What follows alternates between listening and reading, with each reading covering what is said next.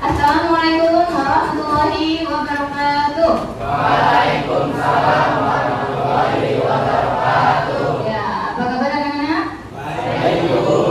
Oke, baik ya. Alhamdulillah. Nah, sebelum kita mempelajari belajar pada hari ini, alangkah baiknya kita berdoa dulu agar apa yang kita pelajari hari ini bisa bermanfaat. Ya, silakan ketua kelas pimpin doanya. Siap. Mulai.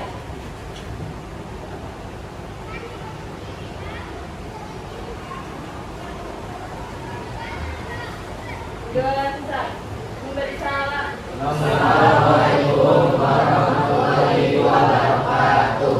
Ya, waalaikumsalam warahmatullahi wabarakatuh. Nah, untuk membangkitkan rasa nasionalisme kalian, kita hari ini akan menyanyikan lagu dari Sabang sampai Merauke. Ya, silakan. Ya, silakan semuanya berdiri lagu 3. Dari Sabang sampai Merauke, berjaya pulau-pulau, Sambung menyambung menjadi. ya.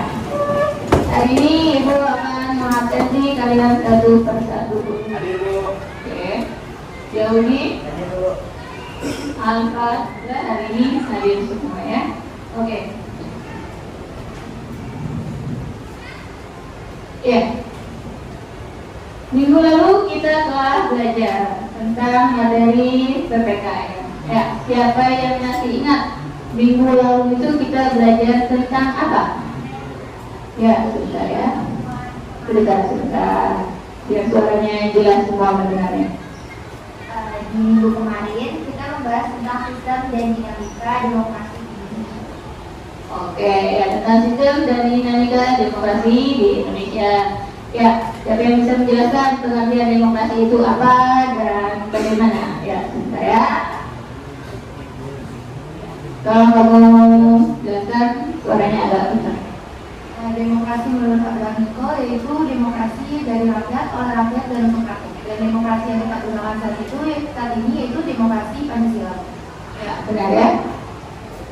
Pengertian demokrasi adalah pemerintahan dari rakyat, oleh rakyat, dan untuk rakyat. Sedangkan demokrasi yang diterapkan di Indonesia saat ini adalah demokrasi Pancasila. Baiklah, untuk materi hari ini kita akan membahas tentang sistem hukum dan peradilan di Indonesia. Tapi sebelumnya, Ibu akan menayangkan ya, video dari YouTube beberapa menit. Tolong kalian simak ya. Ada juga.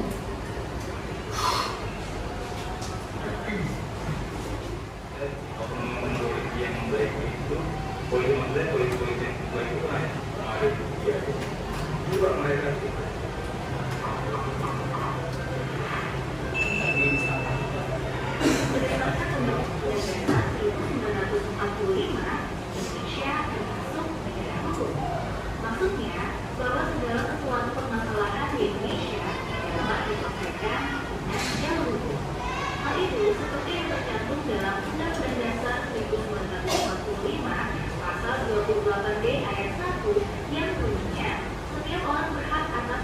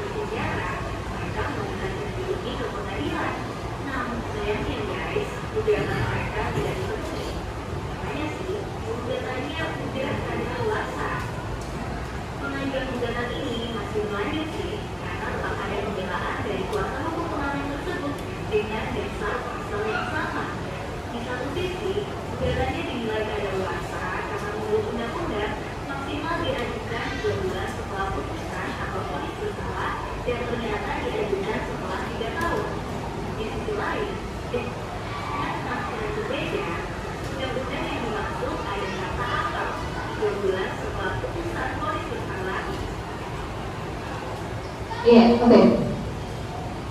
Dari video yang saya tayangkan barusan yang durasinya 6 menit, ya. Kira-kira apa yang dapat kalian simpulkan dari video tersebut? Ya. Oke. Dalam video tersebut dijelaskan bahwa negara Indonesia adalah negara hukum sesuai Undang-Undang Dasar 1945 pada pasal 1 ayat 3 dan dijelaskan pula pada pasal 28 di ayat 1 bahwa setiap orang berhak atas pengakuan jaminan perlindungan dan kepastian hukum yang adil serta perlakuan masyarakat di hadapan hukum. Oke, bagus sekali ya jadinya. Nah, selain itu, apa lagi nih kesimpulan dari video tersebut? Ya, ayo, Mas ya. Ya, silakan Mas ya. Film tersebut dijelaskan bahwa hukum itu kaki ke bawah, hukum ke atas. Maksudnya kaki kecil yang jika rakyat kecil melakukan pelanggaran hukum, hukumannya berat. Tapi bagi para kaum elit atau pejabat, mereka justru pelanggaran pendidikan. Ya, bagus. Kita beri tepuk tangan buat semua yang sudah siap pada hari ini. Bagus semua. Nah, baiklah. Kita akan mulai masuk materi. Silakan kalian simak baik-baik. Oke. Mulai dari bab 3 yaitu Detik Kecil Hukum dan Peradilan di Indonesia. Kita akan mulai pembelajaran kali ini yaitu dengan menjelaskan tujuan pembelajaran kita pada hari ini ya. Ada beberapa tujuan pembelajaran di sini. Pertama, melalui tayangan PowerPoint kalian atau peserta ini mensyukuri nilai-nilai dalam. Kemudian kita dapat peserta jadi juga dapat menjelaskan makna hukum dengan tepat, dapat menguraikan klasifikasi hukum dengan baik, dan nanti melalui presentasi kelompok peserta didik dapat menyajikan sistem hukum dan peradilan di Indonesia. Oke, kita mulai masuk materi yaitu tentang pengertian hukum menurut para ahli. Ya, di kelas sebelah ini pengertian hukum. Utrecht itu adalah seorang ahli hukum yang berasal dari negara mana? Ada yang tahu?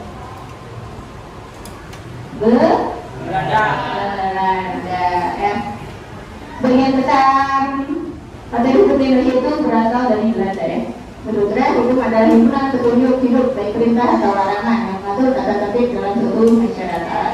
Kemudian, ya selain menurut Utrecht, ada yang menurut Muhammad Amin. Hukum adalah kumpulan peraturan yang terdiri atas norma dan sanksi-sanksi. Jadi ada sanksinya ya. Nah, unsur hukum ini ada 4.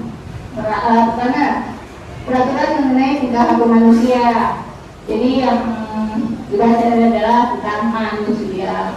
Peraturan itu diadakan oleh badan-badan resmi yang berwajib, polisi, hakim, jaksa, gitu ya. Peraturan itu bersifat memaksa dan ada sanksi yang tegas. Misalkan kalau membunuh berarti pidananya penjara, gitu. Jadi tegas di situ ya. Ya, penggolongan hukum di sini ada berdasarkan sumbernya. Lalu apa lagi? Berdasarkan tempat berlakunya. Berdasarkan tempat berlakunya ada 4: hukum nasional, internasional, hukum asing, dan hukum gereja. Ya. Dan menurut waktu berlakunya ada ius constitutum, ius constituendum, dan hukum alam ya. Dan cara mempertahankannya ada hukum material dan hukum formal. Oke. Beberapa minggu yang lalu kalian setelah saya bikin kelompok ya, nanti tolong duduk berdasarkan anggota kelompoknya masing-masing ya. Satu kelompok terdiri dari 6 siswa. Ya, jadi sekarang silakan kalian atur dulu posisinya berdasarkan kelompok masing-masing. Ya, silakan mulai bekerja. Ya, atur posisi tempat duduk. Tak belakangnya tak. Come here, baby. Ini lu tak ngomong sama gua. Perhatikan tugas kelompok kalian. Ya. Saya akan membagikan LKPD ya. Apa yang LKPD? Tugas kerja peserta didik. Nah, dalam LKPD ini ada bahan aja dan ada tugas harus kalian diskusikan nanti via kelompok. Untuk presentasi kelompok silakan nanti semua anggota kelompoknya maju saja kalau ya. Oke. Kelompok Mana kelompok satu? Assalamualaikum warahmatullahi wabarakatuh. Kami dari kelompok 1 dengan perwakilan saya, Sri Bahirani Absenam. Saya dari Spesial Penerapan Indonesia 2019. Dengan anggota kelompok kami yang pertama ada Ahmad Jauzi, ada Nurul Fatimah, ada Diakbar, dan Nikolas. Di sini kami akan membahas 4 kasus. Kasus yang pertama yaitu kasus korupsi pertama KPK Abdullah Putri. Mantan Gubernur Provinsi Manula Sulawesi Selatan Komisi Pengawas Persaingan Usaha KPU mengajukan sejumlah prakor memakai informasi tarif tinggi yang dikoordinir oleh Asosiasi Telekomunikasi Seluruh Indonesia atau ATSI lewat perjanjian kerja. Temuan penyidik KPU hasil penyidik layanan SMS off dan mestinya Rp114, tetapi dalam perjanjian kerja koneksi antar operator dipatok tidak boleh lebih dari Rp250 sampai Rp350. Proporsi dan masa pasar operator tersebut selama 4 tahun kasus SMS berlangsung dan Komsel mengakibatkan kerugian konsumen sebesar terbesarnya mencapai 2,1 triliun disusul berturut-turut BPL sebesar 346 miliar.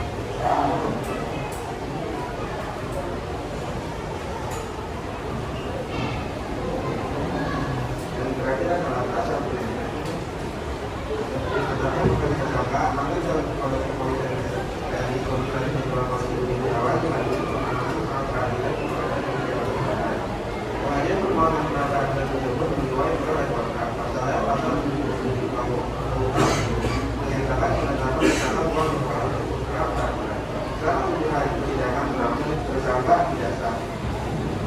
dari kelompok kami kurang lebihnya mohon maaf. Wassalamualaikum warahmatullahi wabarakatuh.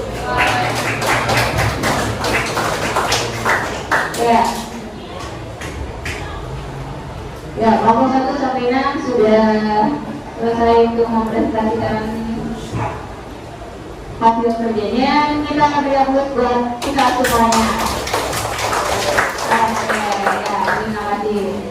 Nah, dari yang sudah kita bahas barusan, dari materi yang sudah saya sampaikan, dari teman-teman kalian yang sudah presentasi, apa kesimpulan kalian pada pembelajaran hari ini?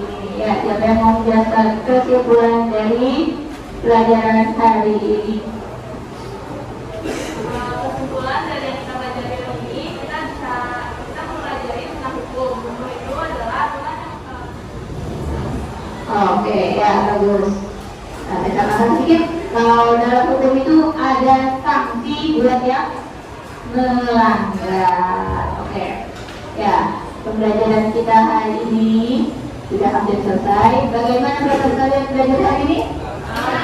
Ya, alhamdulillah senang ya. Oke, nah tadi kita dimulai dengan berdoa. Kita akhiri pembelajaran kita hari ini juga dengan berdoa. Kalau tadi dipimpin oleh ketua kelas, kalau sekarang oleh wakil ketua kelas. Ya, silakan.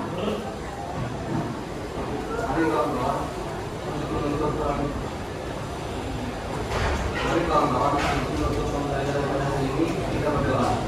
Berdoa dan dimulai. Memberi salam.